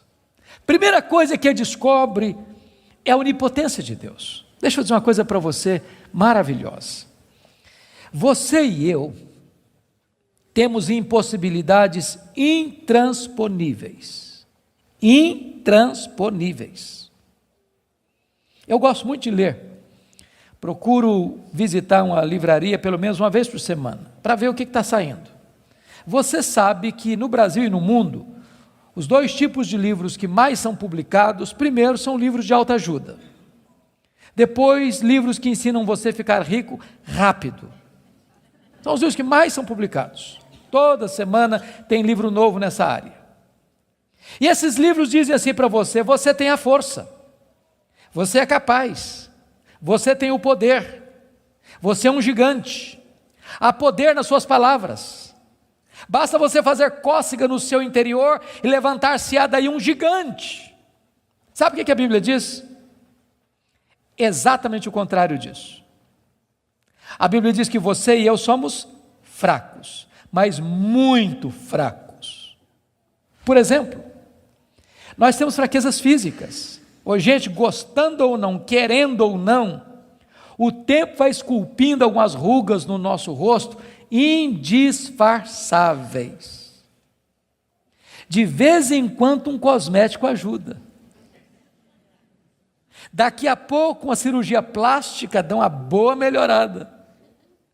Mas chega uma hora que nem Pitangui e a sua equipe dão mais jeito. As pernas ficam bambas, os joelhos trôpegos, as mãos descaídas, os olhos embaçados, e diz os entendidos que cada fio de cabelo branco que brota na sua cabeça é a morte chamando você para um duelo. E eu acho até um exército acampado ao meu redor. Nós temos fraquezas físicas. Nós temos fraquezas emocionais, irmãos. Quantas vezes você e eu, nas noites mais tenebrosas da nossa alma, já gememos, já choramos, desesperados, dizendo: meu Deus, eu não aguento mais, eu não aguento mais. Temos fraquezas emocionais. Nós temos fraquezas morais. Quantas vezes você já orou a Deus com sinceridade de coração, dizendo: Deus, eu não quero mais cometer esse erro, Deus, eu não quero mais transgredir e cair nesse mesmo pecado, Deus, eu não quero mais reincidir nesse erro, e daqui a pouco você se flagra cometendo o mesmo erro, o mesmo pecado. Não é porque faltou para você sinceridade, não, faltou para você poder. Temos fraquezas morais. Nós temos fraquezas espirituais. Nós somos um ser ambíguo, nós somos um ser contraditório, nós somos um ser paradoxal. Há uma esquizofrenia enfiada dentro de nós. O bem que nós queremos fazer, nós não o fazemos. O mal que não queremos, esse praticamos. Somos fracos. Mas é tão bom você saber que o seu Deus tudo pode.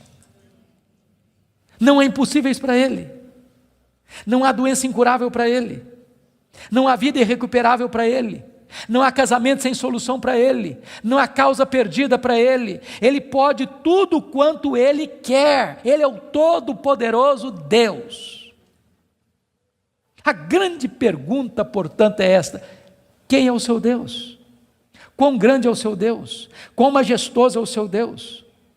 A W. Tozer, um dos mais importantes escritores do século passado, ele diz que o maior problema da igreja é que ela passa a maior parte do tempo tomando o seu próprio pulso e olhando para o seu próprio umbigo, quando na verdade o nosso principal propósito deveria ser de conhecer a Deus, porque Daniel 11:32 diz que aquele que conhece a Deus é um povo forte e ativo. Quem é o seu Deus? Quão grande é o seu Deus? Quão majestoso é o seu Deus? Quando o profeta Isaías estava escrevendo o seu livro, e agora nós sabemos no capítulo 40, ele diz que o meu Deus, diz Isaías, é aquele que mede as águas na concha da sua mão. Pense comigo no Pacífico, no Atlântico, no Índico, no Mediterrâneo, nos rios, nos mares.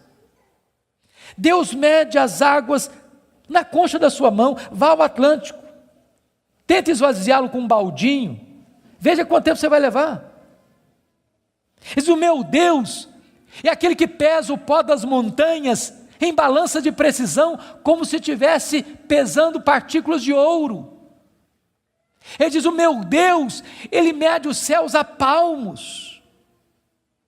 Ele diz: o meu Deus espalha as estrelas no firmamento, e por ser forte em força e grande em poder, quando as chama, nenhuma delas vem a faltar. Agora pergunte para um astrônomo: qual é o tamanho desse universo que Deus mediu a palmos? Sabe qual é a resposta dele? Eu não sei. Agora eu conheço o mar.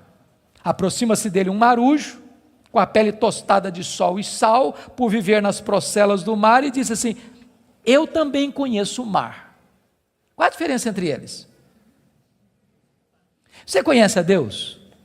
Quanto você conhece a Deus? Por exemplo, João 17,3 diz assim: e a vida eterna é esta, conhecer a Deus e a Jesus Cristo a quem enviaste.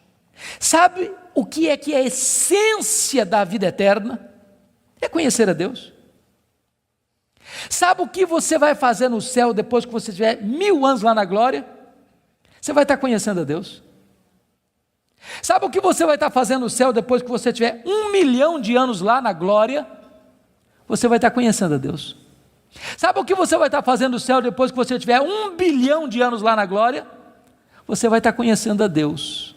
Nem toda a eternidade será suficiente para você esgotar o conhecimento de Deus, porque Deus é inesgotável em seu ser. Às vezes a gente pensa que o céu vai ser monótono. Há poucos dias um adolescente se aproximou de mim e disse assim: pastor, eu não quero ir para o céu não. Eu falei: você está ficando maluca, menina? Não quero ir não. Eu falei: mas então me explica esse negócio aí, ué. Ela me diz: pastor, a ideia de céu que eu tenho é que eu vou estar sentado numa nuvem branca, com a harpa na mão, cantando. Não aguento essa vida inteira não. Não, eu quero coisa diferente para a minha vida. Deixa eu dizer para você, o céu é dinâmico. Nós vamos conhecer a Deus, nós vamos amar a Deus, nós vamos fruir a Deus, nós vamos glorificar a Deus. E se você não gosta de trabalhar, você está encrencado, porque nós vamos servir a Deus. Agora pense comigo nessa tese. Parece-me que foi Albert Einstein quem disse isso. Neste corpo nosso que fica cansado, velho, enrugado e caquético, a gente faz coisas tão lindas. E dizer que nós não usamos nem 10% do nosso potencial. Agora pense comigo um corpo 100% turbinado pela glória de Deus, imortal, incorruptível, poderoso, glorioso, espiritual, celestial, semelhante ao corpo da glória do Senhor Jesus. O que não vão poder fazer? Já pensou nisso? Por exemplo, quando Jesus ressuscitou com o corpo de glória, ele entrava numa casa com a porta fechada sem precisar abrir a porta. Quando Jesus ressuscitou com o seu corpo de glória, ele saía de Jerusalém, aparecia lá na Galileia, mais de 100 quilômetros, sem precisar percorrer o trecho. Quando Jesus ressuscitou com o corpo de glória, ele foi assunto aos céus, levado entre nuvens. Eu pergunto para você agora, com que velocidade Jesus voltou para o céu? Velocidade da luz? 300 mil quilômetros por segundo. Porque se Jesus voltou na velocidade da luz, 300 mil quilômetros por segundo, depois de 2000 anos, ele está logo ali na esquina ainda. Eu pergunto para você, com que velocidade um anjo vem do céu à terra? Com que velocidade? A Bíblia diz que lá no Getsêmani, Jesus disse para Pedro assim: bota essa espada na bainha aí, se eu precisasse de ajuda, eu rogaria ao Pai, ele me mandaria mais de 12 legiões de anjos. Quantos são 12 legiões de anjos? 72 mil anjos. Com que velocidade eles viriam? No estalar de dedos. O que significa isso? Significa que os anjos não estão sujeitos às mesmas leis que nos governam, de tempo, de espaço, de tamanho. A Bíblia diz que nós vamos ser como os anjos, não no sentido de que não teremos um corpo, mas vamos viver na mesma dimensão. Nós vamos habitar e reinar com Cristo nos novos céus e na nova terra. Vamos servir a Ele, vamos trabalhar para Ele, vamos glorificar a Ele, vamos conhecê-lo, e jamais chegará um dia na eternidade que a gente possa dizer assim: agora eu conheço tudo a respeito de Deus, não tem mais nada para conhecer, porque esse dia jamais chegará, porque Deus é inesgotável em seu ser. Agora eu entendo Jó. Sabe o que o Jó está dizendo? Deus, eu só estou arranhando a superfície, só arranhando a superfície. Tem mais, tem muito mais, tem infinitamente mais. Agora eu entendo o profeta: conheçamos e prossigamos em conhecer o Senhor. Mas a última verdade que mudou a vida de Jó está no versículo 6, confira comigo. Ele diz assim: por isso eu me abomino e eu me arrependo no pó e na cinza. Ele reconheceu a enormidade do seu pecado. E aqui eu entro em crise de novo. Porque essa confissão aqui cabe bem na boca de um ladrão, de um assassino, de um adúltero, de um corrupto. Mas não cabe na boca do camarada que o próprio Deus diz que ele é o mais piedoso da sua geração. Eu me abomino. E eu me arrependo no pó e na cinza. Como é que você vai entender isso? A grande questão aqui é a seguinte, irmãos: as pessoas que mais sofrem e lamentam os seus pecados não são as pessoas que mais pecam. As pessoas que mais choram, lamentam e confessam os seus pecados são as pessoas que mais perto de Deus andam. Quem anda longe de Deus nem consciência de pecado tem. Eu estava pregando final do ano passado no Hospital Cruz Azul em São Paulo. E a Eleni Vassão, que é capelã, me disse, nós lidamos com uma situação muito triste, agora recente. Eu perguntei, o que foi, Eleni? O que aconteceu? Ela me disse que chega no hospital uma moça, com seus pais, com hemorragia muito severa. E quando o médico foi examinar aquela moça, o médico disse, essa menina acabou de ter um bebê. Essa moça acabou de ter um bebê. E a moça protestou, falou, não, o senhor está enganado, eu não estava grávida não. Os pais disseram, não, essa moça não estava grávida. E o médico radicalizou, pois essa moça acabou de ter um bebê. E a família inteira negou. E o médico radicalizou de novo, tragam-me o bebê, senão eu denuncio o fato à polícia. Daqui meia hora, chegou um bebê, morto, numa caixa de isopor. E Eleni disse, pastor, nenhum sintoma de culpa, nem nos pais, nem na moça, nenhum sofrimento. Nenhum sofrimento. Há poucos dias em São Paulo eu vi um cidadão que recebeu R$3.000 para matar uma outra pessoa, pistoleiro de aluguel. Ele nunca tinha visto aquele homem nunca tinha falado mal dele, nunca tinha feito mal para ele. Ele recebeu R$3.000, botou no bolso, foi lá, deu 5 tiros na pessoa, matou a pessoa, foi para casa, tomou um banho, jantou e dormiu. Nenhuma culpa. Mas quem anda na presença de Deus, aquele que é santo, santo, santo, não pode se aproximar dele sem dizer, ai de mim, Senhor, eu estou perdido. Não pode se aproximar dele sem dizer, Senhor, eu me abomino no pó e na cinza, eu me arrependo, porque na presença desse Deus, até os serafins cobrem o rosto. Então preste bem atenção nisso. Se você encontrar um crente que toda hora que ele falar com você, ele é o herói, ele tem uma história para contar, onde ele está na frente, onde ele sabe mais, onde ele é mais piedoso, onde ele sempre está contando os seus feitos, os seus prodígios, e enaltecendo a si mesmo, e batendo palmas para si mesmo, pode ter certeza, você está perto de alguém que está longe de Deus. Porque é impossível estar na presença de Deus, sem dizer, ai de mim, Senhor, ai de mim, Senhor. Ai de mim, Senhor. Agora eu não sei se você já parou para perguntar por que Deus restaurou a sorte de Jó, versículo 10, quando ele orava para os seus amigos. Já perguntou isso? Por que Deus restaurou a sorte dele quando ele orava para os seus amigos? Deixa eu fazer uma perguntinha para você. Alguém já falou mal de você alguma vez? Ou você é um cara tão espiritual que nunca ninguém falou mal de você? O que você sente quando alguém fala mal de você? Você fica feliz? Você dá pulos de alegria? O que vocês acham que Jó sentiu quando os amigos dele falaram assim, você é um ladrão, cara? Ô Jó, você é adúltero.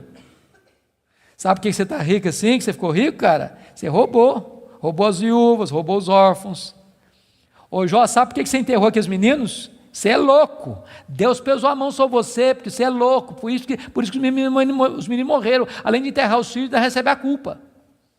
O que vocês acham que Jó sentiu, irmãos? Sabe o que ele fez? Ele se defendeu, mas quem se defende, sabe o que tem às vezes no coração? Dor, mágoa, ressentimento. Sabe o que Deus está falando para esse homem ser restaurado? Deus está dizendo, meu filho, saia desta arena da autodefesa e entre na brecha da intercessão. Porque enquanto você se defende e tem mágoa, mas você não consegue orar por alguém e ter mágoa desse alguém ao mesmo tempo. Quando você ora por alguém, a oração restaura você e restaura as pessoas pelas quais você ora. Enquanto Jó orava, Deus restaurou a sua sorte. Ninguém ama mais a Deus do que a família. Vocês concordam comigo certamente, e quem tem mais de 2 filhos aqui, sabem disso, ou 2 filhos, a partir de 2 filhos, os filhos não são naturalmente unidos, não são.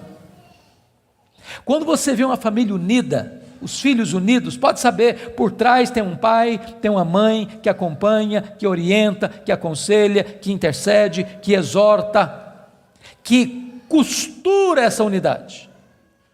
Agora, quando tem dinheiro é mais complicado ainda, porque dinheiro não tem liga, dinheiro não tem amálgama.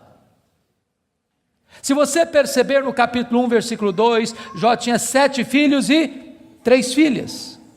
E você nota que os filhos de Jó eram unidos, caminhavam juntos, celebravam juntos, festejavam juntos. Mas por que esses filhos são unidos? Capítulo 1, versículo 5 responde: porque Jó era um pai que orava pelos filhos, já era um pai que chamava os filhos para exortá-los, já era um pai que levantava sacrifícios em favor dos seus filhos. Ele estava preocupado com a salvação deles, com a santificação deles, com a piedade deles. E a preocupação de Jó não era apenas com a reputação dos filhos, que eles pecassem contra Deus no seu coração. Jó estava mais preocupado com a glória de Deus do que com a reputação dos filhos.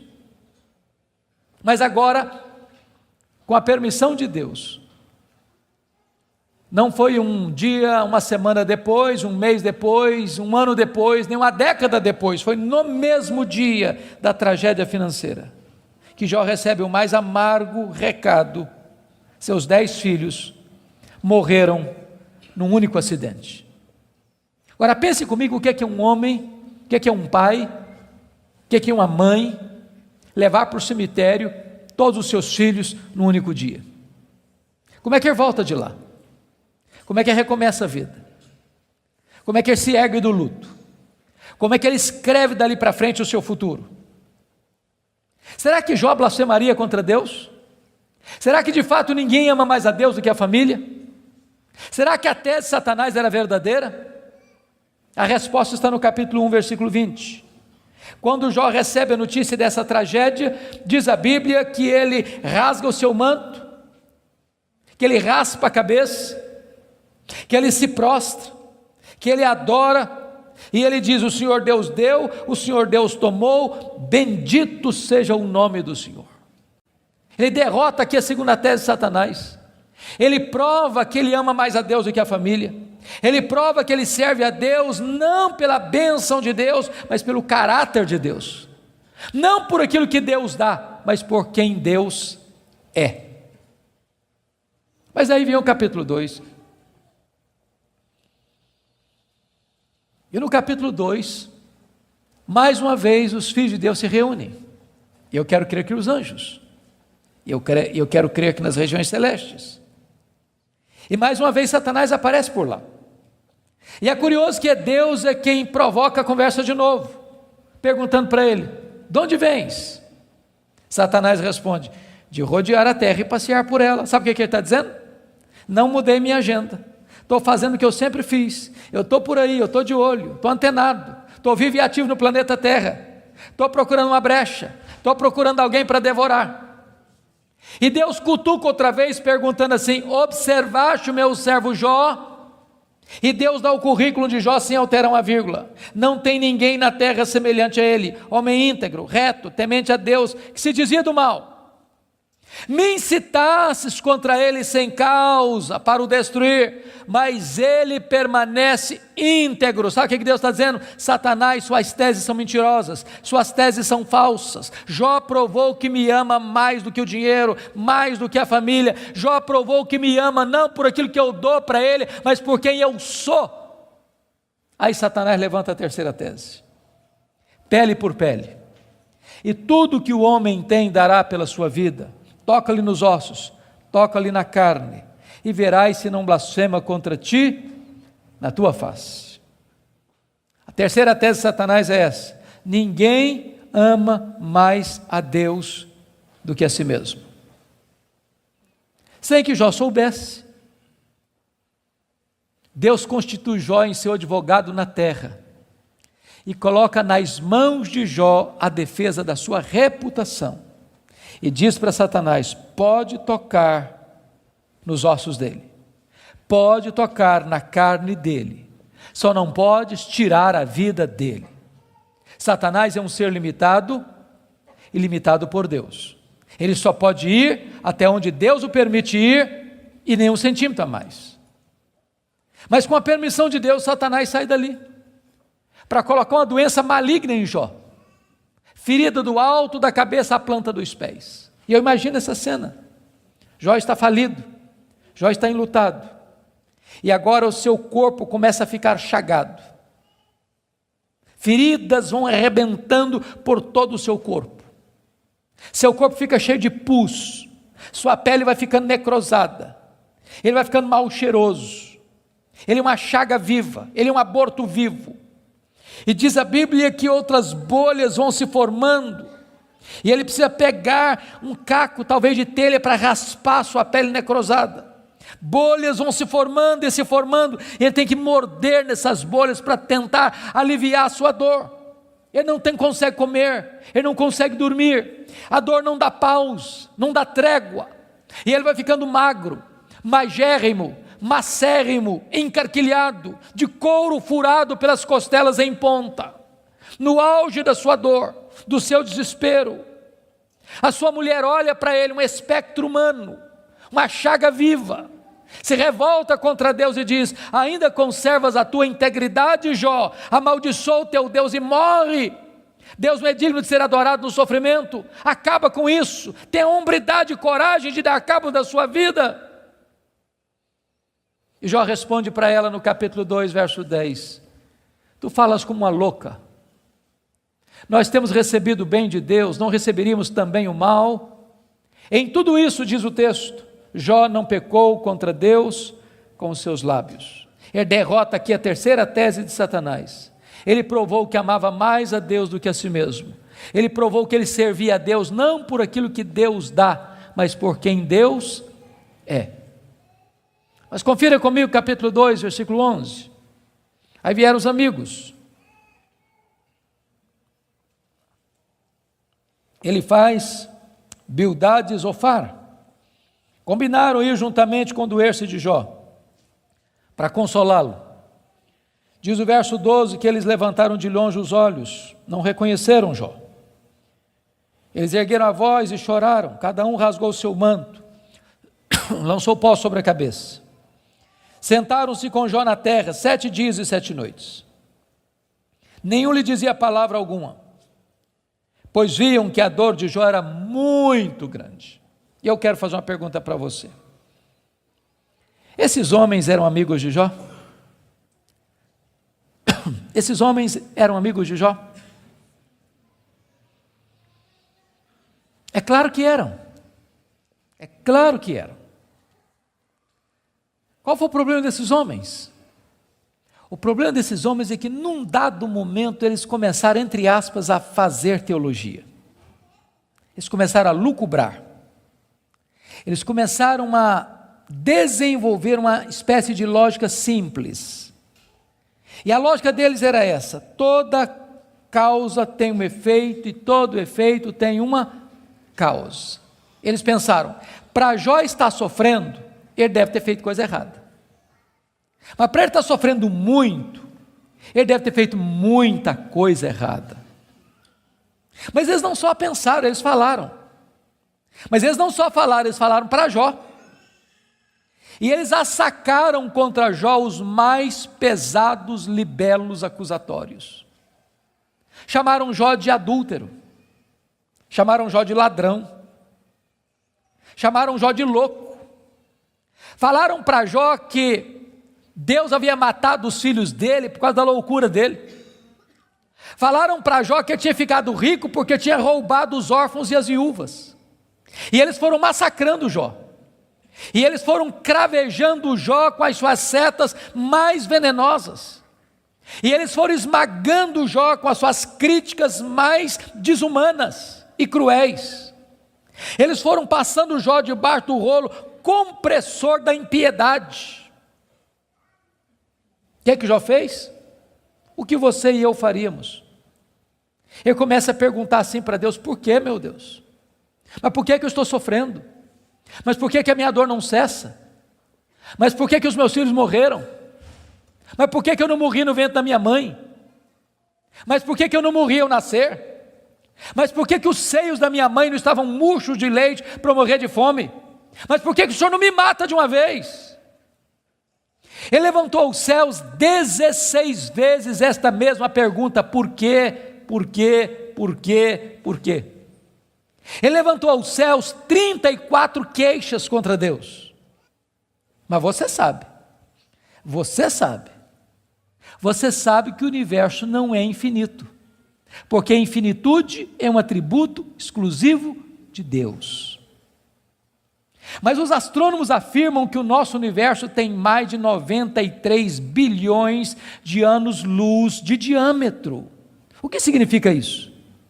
Significa que se você pudesse voar à velocidade da luz, 300 mil quilômetros por segundo, nessa velocidade você demoraria mais de 93 bilhões de anos para ir de uma extremidade à outra do universo. Pois Deus criou tudo isso, Ele é maior do que tudo isso, Ele é seu Pai, e Ele está dizendo, Ele tudo pode. Pergunte a um astrônomo quantas estrelas existem. Sabe qual é a resposta dele? Eu não sei. Mas eles afirmam categórica e insofismavelmente que há mais estrelas no universo do que grãos de areia em todas as praias e desertos do nosso planeta. Vá um dia à praia, encha a concha da sua mão de areia, leve para casa, bote numa tábua de vidro e conte quantos grãos de areia você consegue colocar na concha da sua mão. Há mais grãos de areia, há mais estrelas no firmamento que todos os grãos de areia de todas as praias e desertos do nosso planeta. Deus não apenas criou todas elas, Deus conhece cada uma delas pelo nome. E por ser forte em força e grande em poder, quando as chama, nenhuma delas vem a faltar. Este é o seu Deus, Ele tudo pode. Mas não é apenas o macro-universo que nos impressiona, não, o micro também.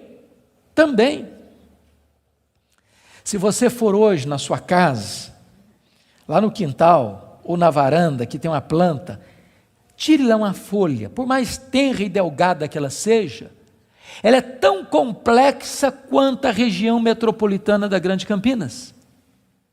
Chegue em casa hoje, vá na geladeira, pega um ovo, quebre-o numa frigideira. Aquela gema é mais complexa do que qualquer máquina que o homem jamais inventou. Dr. John Wilson, que é uma das maiores autoridades em oftalmologia no mundo, disse que há em cada um dos nossos olhos em torno de 2 milhões de fios duplos encapados, e se não for assim haveria um curto-circuito e nós ficaríamos cegos. Dr. Marshall Nirenberg, prêmio Nobel de Biologia, fez uma das mais fantásticas descobertas no século passado. Ele descobriu que nós somos um ser programado geneticamente. Ele descobriu que nós somos um ser computadorizadamente, geneticamente. Ele descobriu que você e eu temos em torno de 60 trilhões de células vivas no nosso corpo. Ele descobriu que em cada uma dessas células nós temos 1,70 m de fita DNA, onde estão gravados e computadorizados todos os nossos dados genéticos, a cor dos nossos olhos, a cor da nossa pele, o nosso temperamento. Se você espichar a fita DNA do seu corpo, você tem 102 trilhões de metros de fita DNA, você tem 102 bilhões de quilômetros de fita DNA no seu corpo. Daria para dar diversas voltas no sistema planetário. Dr. Lowy vai dizer que códigos de vida não se originam espontaneamente. Códigos de vida não se originam de uma explosão de milhões, de uma explosão, a mega explosão cósmica.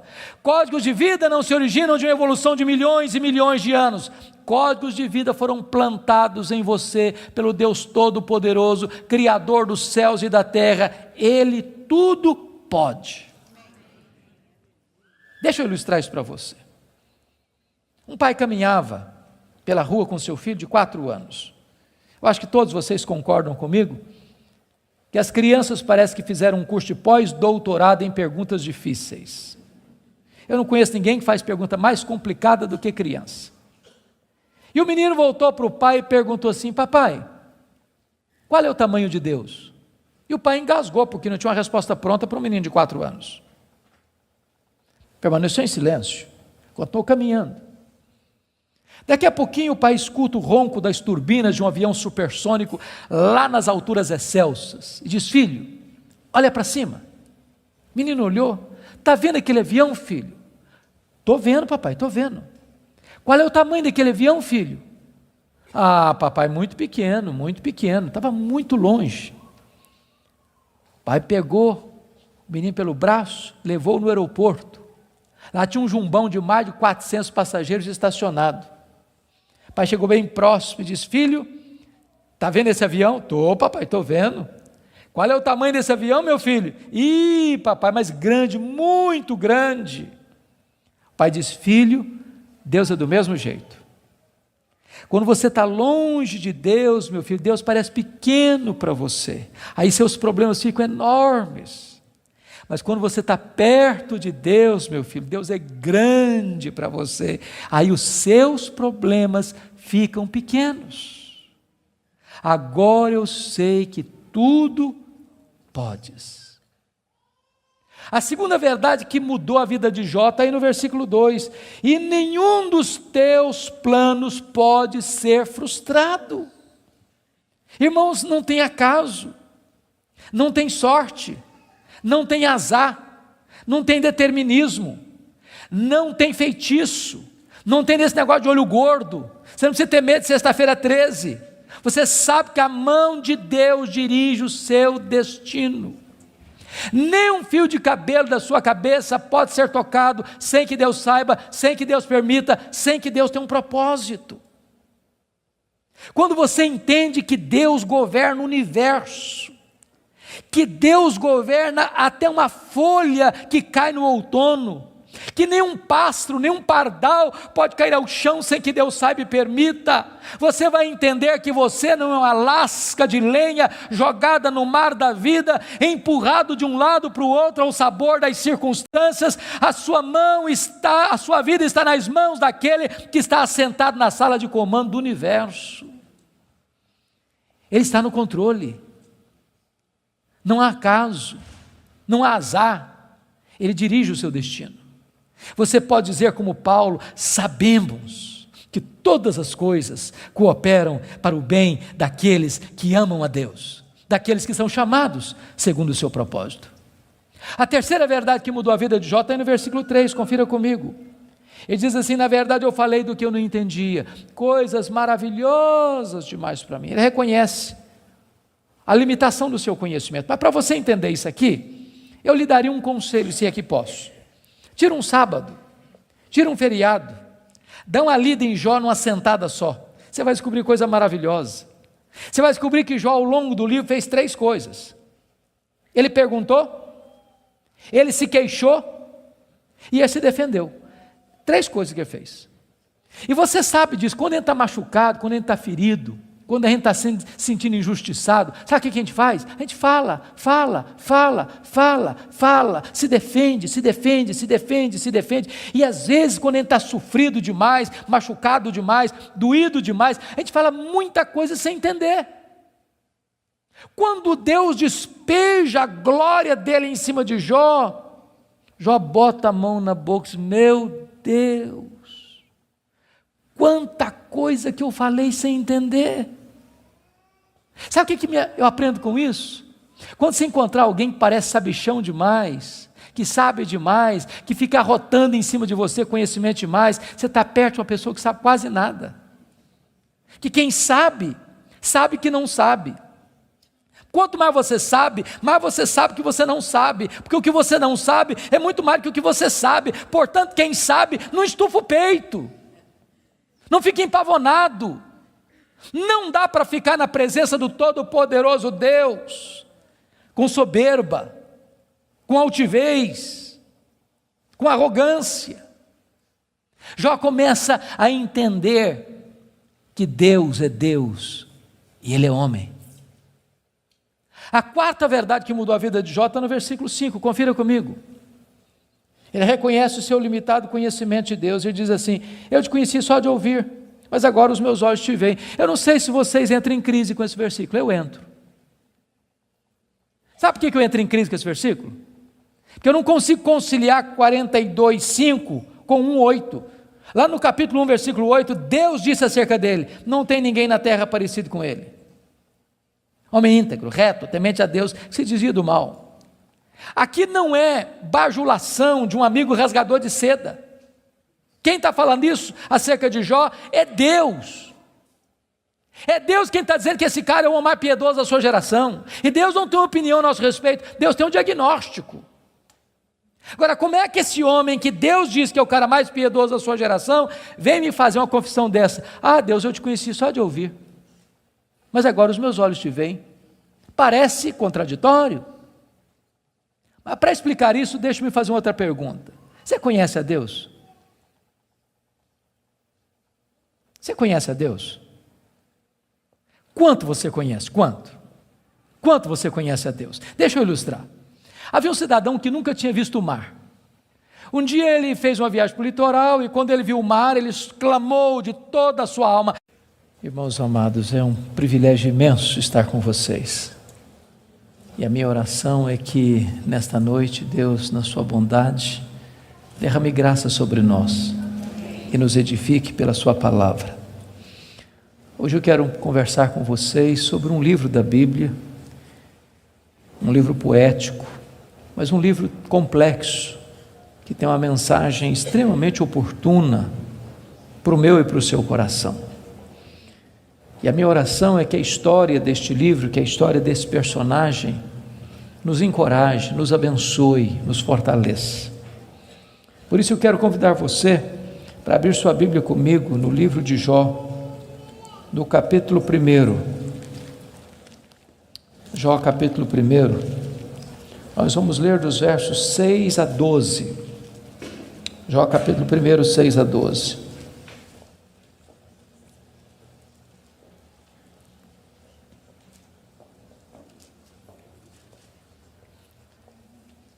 Está escrito: num dia em que os filhos de Deus vieram apresentar-se perante o Senhor, veio também Satanás entre eles.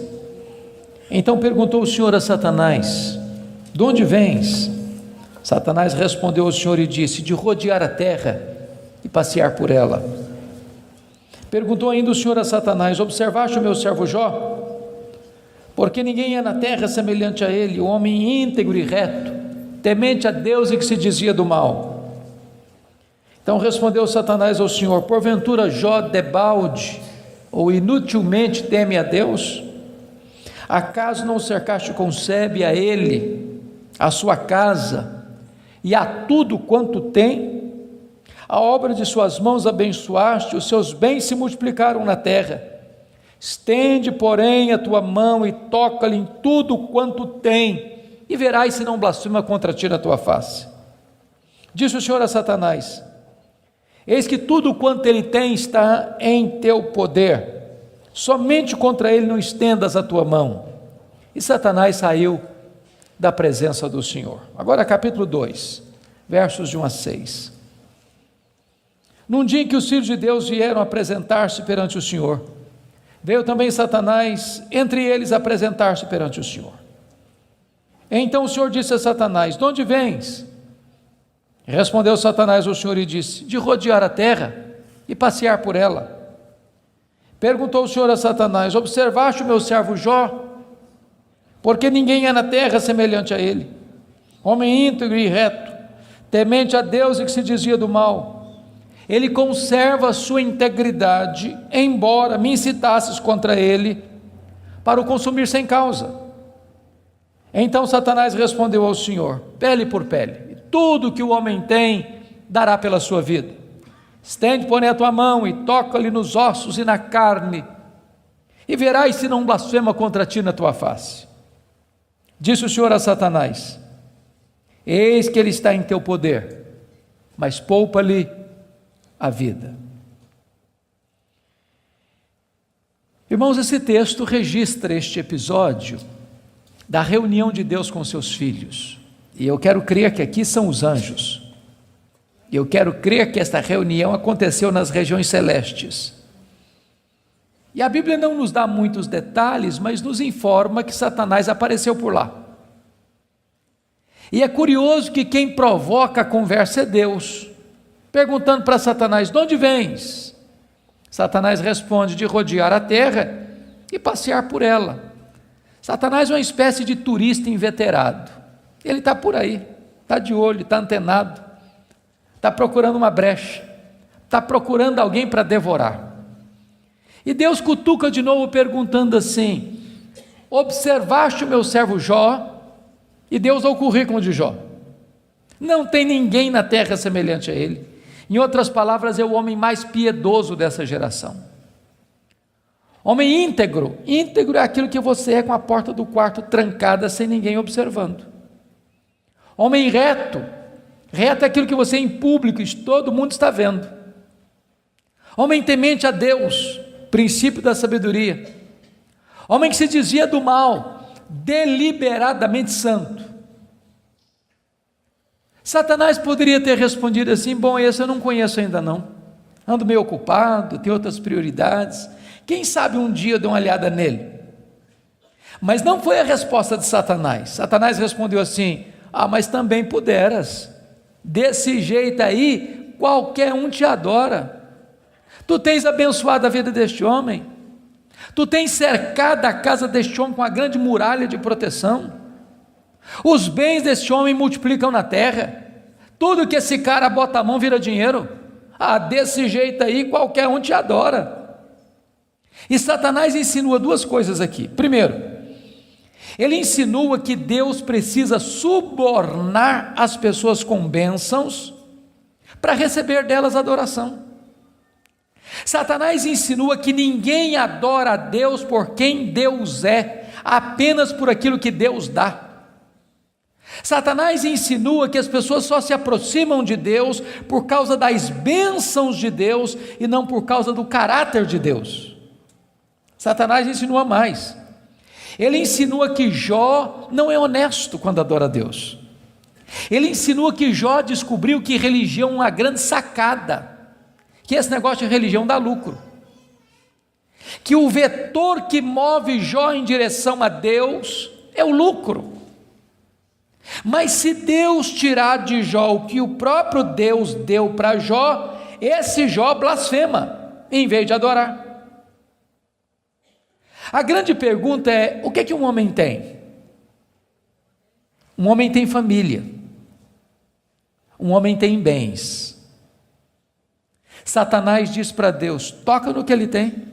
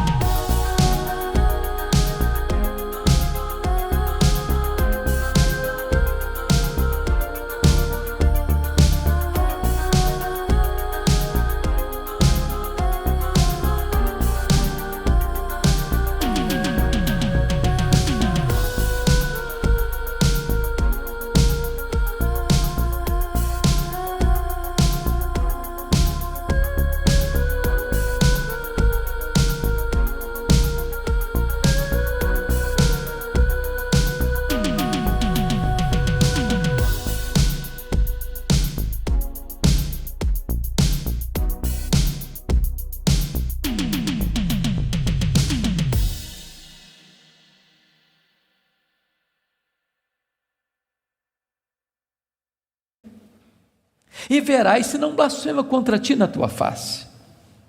Satanás levanta aqui duas teses. A primeira delas: ninguém ama mais a Deus do que o dinheiro. Segunda tese: Ninguém ama mais a Deus do que a família. Sem que Jó soubesse, Deus constitui Jó em seu advogado na terra e coloca nas mãos de Jó a defesa da sua reputação e diz para Satanás: pode tocar no que ele tem, só não podes tocar na sua vida. Em outras palavras, Satanás é um ser limitado e limitado por Deus. Ele só pode ir até onde Deus o permite ir e nem 1 centímetro a mais.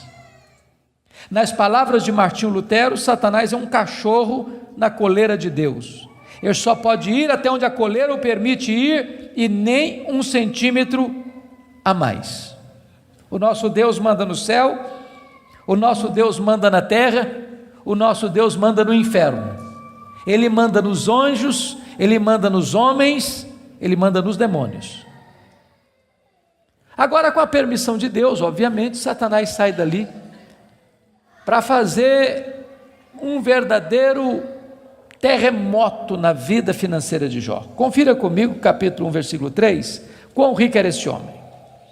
Na parte final do verso 3, somos informados de que este homem era o maior de todos os do Oriente. Sabe o que significa isso? Ele era o homem mais rico da sua geração. Já fomos informados que ele era o mais piedoso. Agora somos informados que ele é o mais rico. E aqui cai um mito. O mito de que um homem rico não pode ser piedoso. Não é verdade isso. É possível ser rico e o mais rico, e é possível esse rico ser piedoso e o mais piedoso. O problema não é ter dinheiro, o problema é o dinheiro nos ter. O problema não é ter dinheiro no bolso, o problema é entronizar dinheiro no coração. O problema não é o dinheiro, o problema é o amor do dinheiro. Agora notem vocês que no capítulo 1, versículo 15, 16 e 17, Satanás vai usar 3 elementos para levar Jó à falência: os sabeus, o fogo e os caldeus. E não foi numa semana, num mês, num ano, numa década, foi num único dia que o homem mais rico da sua geração entra em colapso financeiro, vai à falência. Ora, você e eu conhecemos gente que por muito menos blasfema contra Deus, por muito menos levanta os punhos contra os céus, por muito menos dá um tiro na cabeça. A pergunta é: será que a tese de Satanás era verdadeira? Será que ninguém ama mais a Deus do que o dinheiro? Será que Jó blasfemaria contra Deus? A resposta está no versículo 21 do capítulo 1. Quando Jó recebe a notícia de que ele está falido, ele diz assim: nu saí do ventre da minha mãe, nu eu voltarei. Sabe o que ele está dizendo? Eu não trouxe nada para o mundo, eu não vou levar nada do mundo, portanto o que eu ganhei entre o berço e a sepultura não é a razão da minha vida. Ele derrota a primeira tese de Satanás, ele prova que ele ama mais a Deus que o dinheiro, ele prova que ele serve a Deus, não por aquilo que Deus dá, mas por quem Deus é. Palavra da Verdade, a exposição bíblica com Hernandes Dias Lopes.